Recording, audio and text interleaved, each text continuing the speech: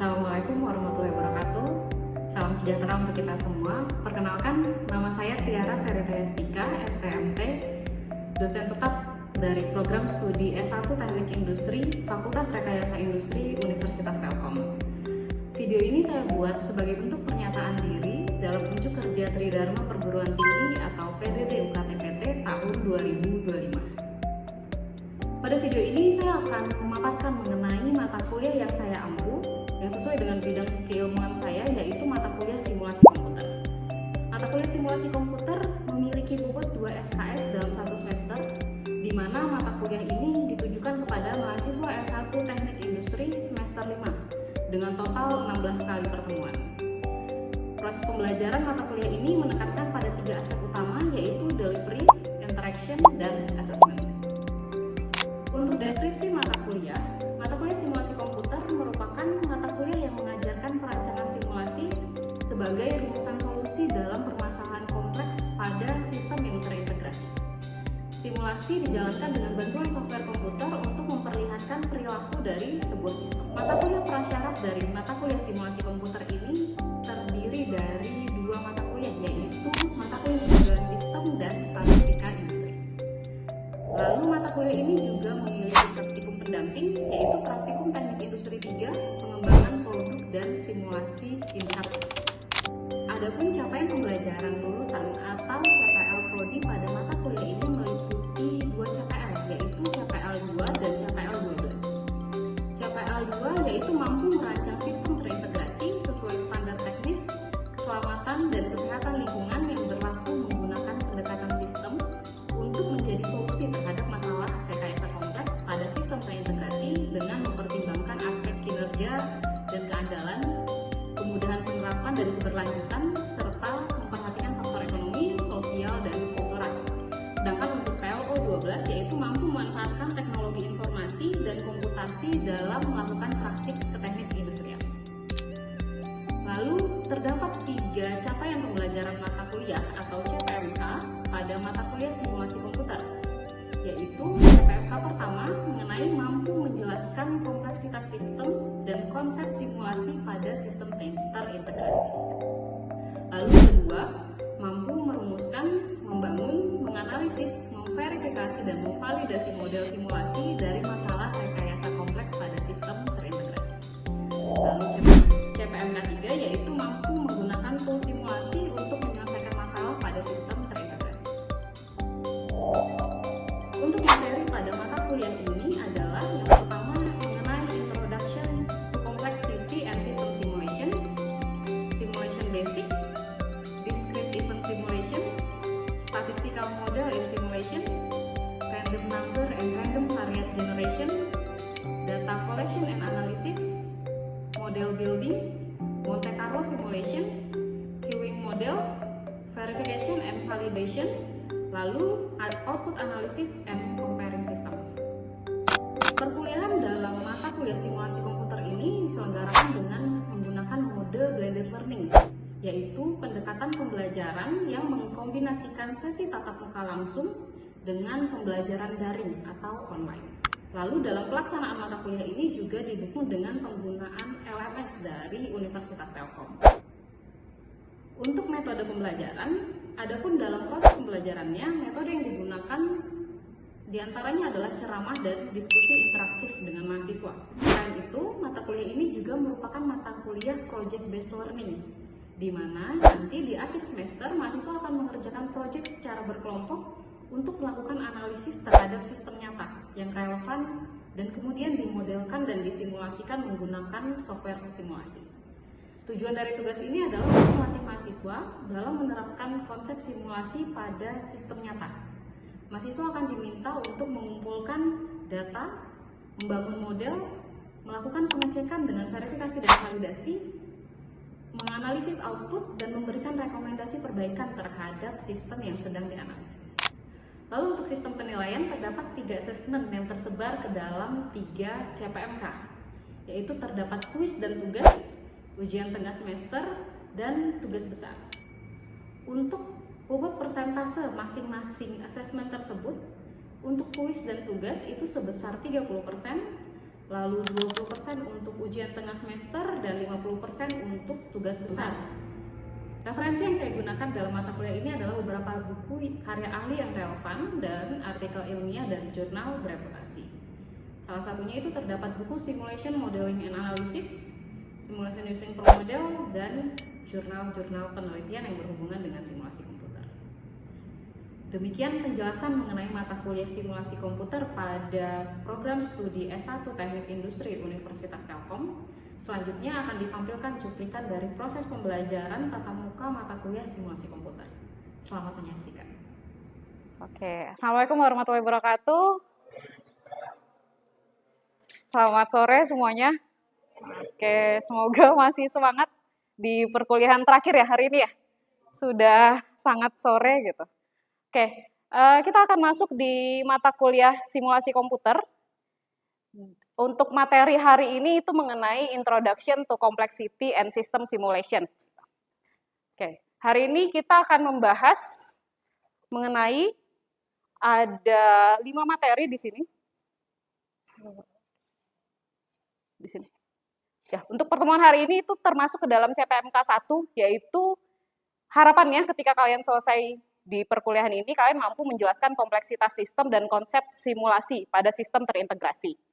Ini materi yang akan saya sampaikan pada hari ini. Pertama yaitu mengenai what is simulation, what is simulation use, how is simulation performed, use of simulation, dan yang terakhir itu economic justification of simulation. Ada yang pernah dengar kata simulasi sebelumnya? Di mana? Pernah dengar simulasi apa gitu? Simulasi apa? Simulasi bisnis? Simulasi apa lagi?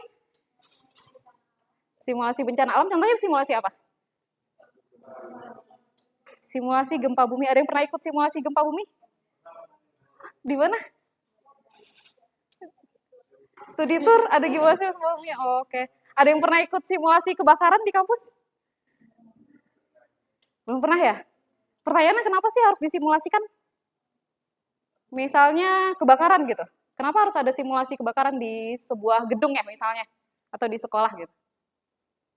Ya, boleh.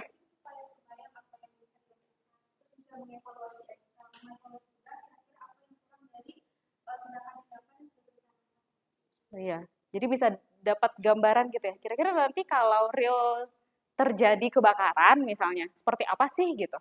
Tindakan apa yang bisa diambil? Pertanyaannya kenapa harus di tahap simulasi gitu? Kenapa nggak langsung aja pas kejadian gitu? Ya udah tunggu kebakaran dulu aja gitu. Baru kita coba. Kenapa kira-kira?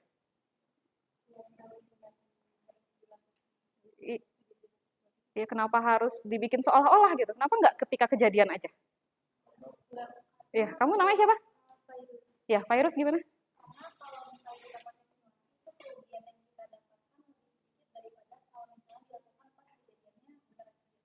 Kalau benaran terjadi, kerugiannya apa?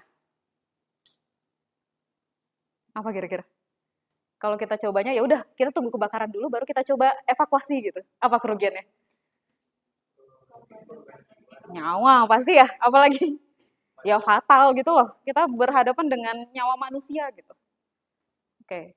Ya. Kita akan bahas. Jadi simulasi itu adalah ini. Imitasi dari sebuah sistem yang dynamic. Imitasi itu apa sih? Imitation di sini? Ditiru gitu ya. Kita meniru sebuah sistem yang dynamic menggunakan model komputer gitu. Tujuannya apa? Tadi ada yang sempat bahas. Tujuannya itu untuk mengevaluasi atau bisa juga melakukan improve.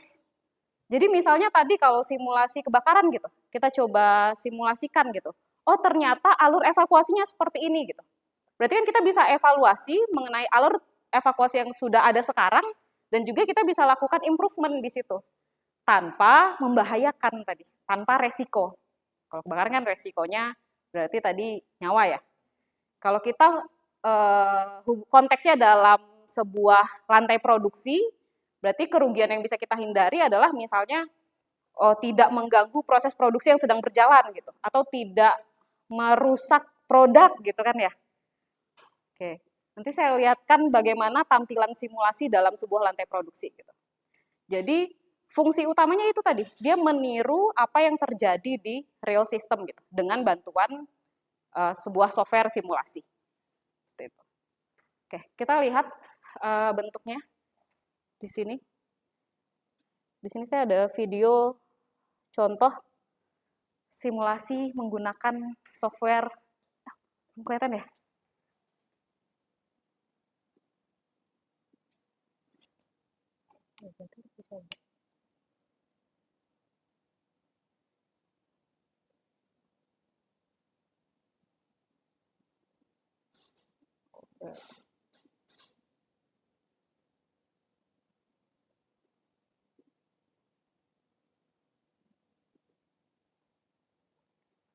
Ya, ini bentuk bagaimana kalau lantai produksi itu disimulasikan kejadiannya gitu. Kita bisa mendapatkan informasi ini.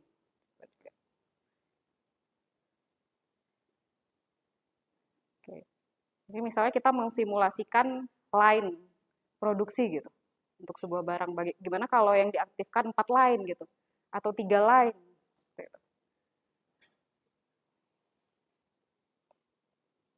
Ini juga. Di sini dikasih tahu kalau warna merah itu indikasi bahwa gelasnya pecah gitu kan ya, karena produknya berbentuk gelas. Jadi kalau ada tabrakan ya dia akan pecah gitu.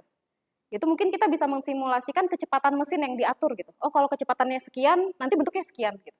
Kalau kecepatannya sekian, yang rusak berapa banyak gitu atau berapa persen. Gitu.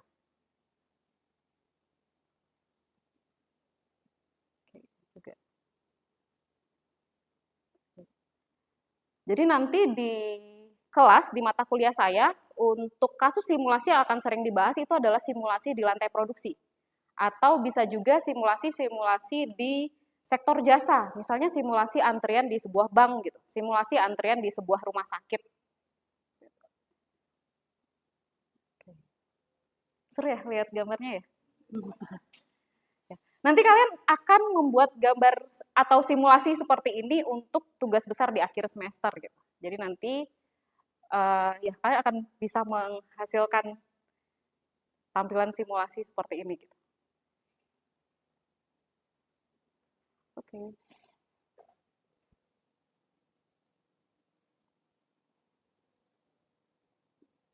Oke, kita lanjut ke materi. Jadi pertanyaan selanjutnya adalah kenapa simulasi itu digunakan gitu. Jadi di sini bisa dilihat untuk suatu masalah yang kategorinya masih simple, itu kita bisa gunakan analytic solution. Analytic solution itu artinya kalian bisa hitung sendiri solusinya apa gitu. Itu untuk kategori lebih simple. Bedanya dengan simulasi, simulasi ini adalah tools di mana masalahnya itu akan lebih kompleks. Ya, masalah yang dihadapi itu lebih kompleks. Makanya kita butuh bantuan dari komputer gitu. Jadi yang bertugas untuk menyelesaikan problem itu adalah si komputer tadi. Makanya namanya simulasi komputer gitu. Jadi untuk contoh kasus, misalnya kasus-kasus OR antrian, itu kan kalian masih kerjakan manual ya? Ya itu namanya masih ke dalam analytic solution gitu. Kalau dia lebih kompleks lagi, berarti kita pakai simulasi di sini. Jadi ketika menghadapi sebuah masalah, dilihat dulu, masih bisa diselesaikan dengan analytical tidak? Gitu. Atau memang harus sampai ke dalam, atau menggunakan tools simulasi. Gitu.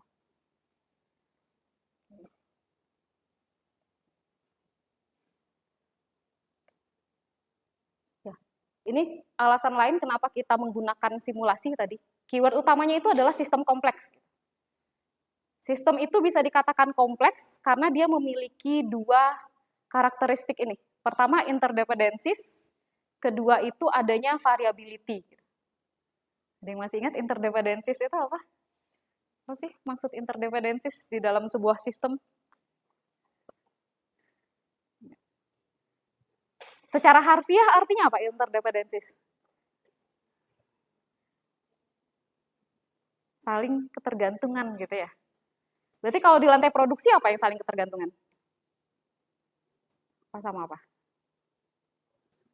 Mesin sama? Iya, mesin sama mesin lain gitu. Atau ketergantungan di situ. Apalagi?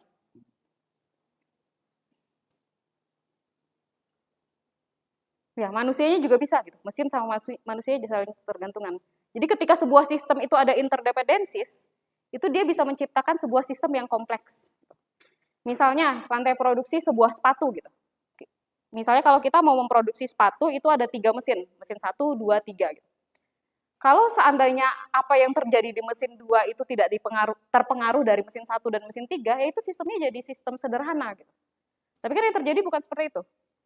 Misalnya kalau mesin 2 rusak, berarti efeknya ke mesin 1 apa? Kira-kira. Ya, numpukan ya. Gitu. Karena yang sudah diproses oleh mesin 1 tidak bisa dilanjutkan proses oleh mesin kedua. Efeknya ke mesin 3 apa? Idle.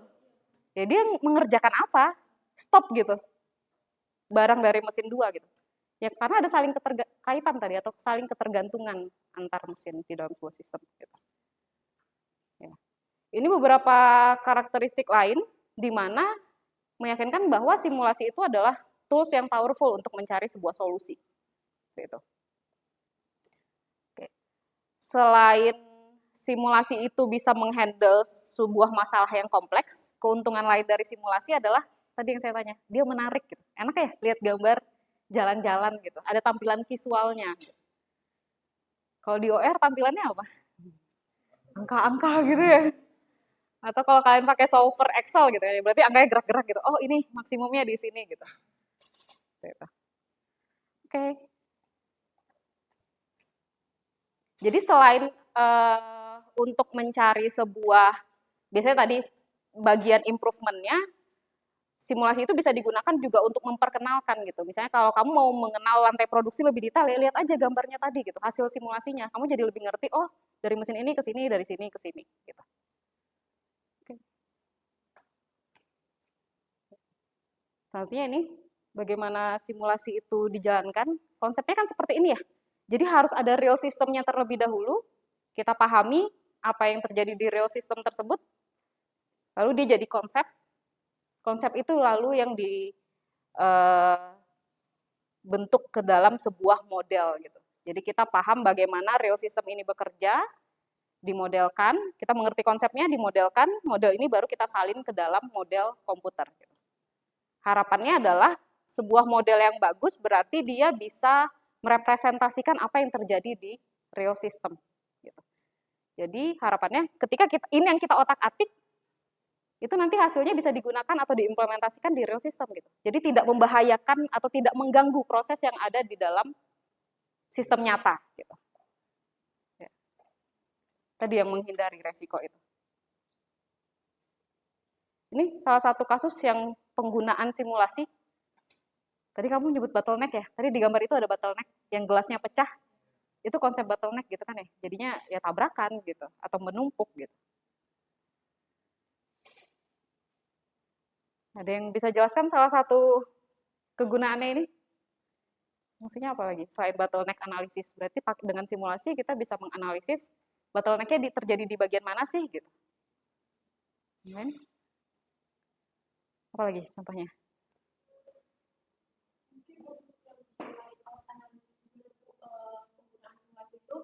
Dapat digunakan untuk memperlihatkan layout produksinya apakah sudah optimal atau belum, karena untuk produksi itu mungkin menggunakan MHE juga, jadi kan diperlukan juga adanya simulasi pergerakan MHE-nya apakah mengganggu alur dari proses produksi atau tidak.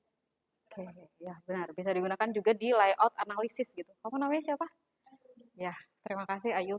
Ya bayangkan kalau kita mau menganalisis layout lantai produksi, layoutnya kita ubah dulu gitu. Keganggu ya produksinya ya. Kamu bilang ke manajer, sebentar Pak, saya mau coba layout ini kayak lebih efisien, saya coba dulu ya. Saya geser mesinnya gitu. Ya produksi berhenti dong gitu kan ya. Dan belum tentu keputusannya benar gitu. Ya gimana kalau kita cobanya di simulasi tadi gitu.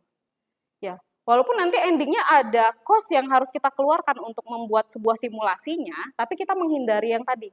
Menghindari mengganggu proses produksi daily rutin gitu.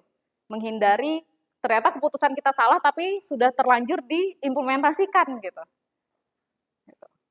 Lebih enak seperti itu. Oke, ini tadi yang saya bahas economic justification-nya. Ini tadi. Apa kira-kira perbedaan dari dua grafik ini?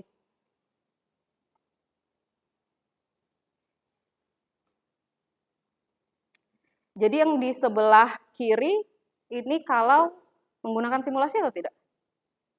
Ini perbandingan dari keduanya. Ini cost tanpa simulasi, ini yang cost menggunakan simulasi. Bedanya di bagian apa sih?